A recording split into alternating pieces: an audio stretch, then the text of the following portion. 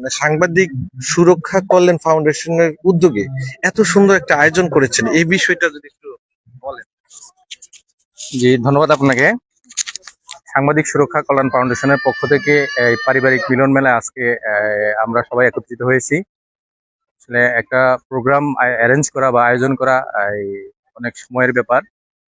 আমাদের এই আজকের এই আয়োজনে যারা উপস্থিত হয়ে আমাদেরকে অনুপ্রাণিত করেছেন এবং এই প্রোগ্রামে বাস্তবায়ন করার জন্য আমাদের সাথে যারা কাজ করেছেন, বিশেষ করে আমাদের আহ্বায়ক, দৈনিক নবজীবনের সম্পাদক আমাদের রীতা আপা, তারপরে আমাদের চেয়ারম্যান দেলোয়ার ভাই, তারপরে বিশেষ করে আমাদের গাজীপুরের কমিটির সভাপতি মিজান ভাই সহ গাজীপুর কমিটির অন্যান্য সদস্যবৃন্দ যারা আছে তাদের সকলের প্রতি আসলে কৃতজ্ঞতা জানাই, কারণ তাদের সর্বাত্মক সহযোগিতার কারণে আজকের এই প্রোগ্রামটা বাস্তবায়ন করা যাচ্ছে।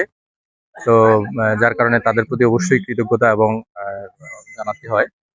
আর এই সংগঠনের পক্ষ থেকে আমার আহ্বান থাকবে, আমরা আজকে যারা এই পিকনিকে এসেছি তাদের যদি কেউ আমাদের মেম্বার এখনো না হয়ে থাকেন তাহলে সবাই দ্রুত আমাদের অফিসে এসে মেম্বার হবেন এবং আমাদের ভবিষ্যতে আমরা যেন এই ধরনের আয়োজন আরো ধারাবাহিকভাবে আরো বেশি করে করতে পারি, আরো সুন্দরভাবে করতে পারি, সকল অনেক বেশি সদস্য নিয়ে আমরা আয়োজন করতে পারি, সেই কাজে ভূমিকা রাখেন। সকলকে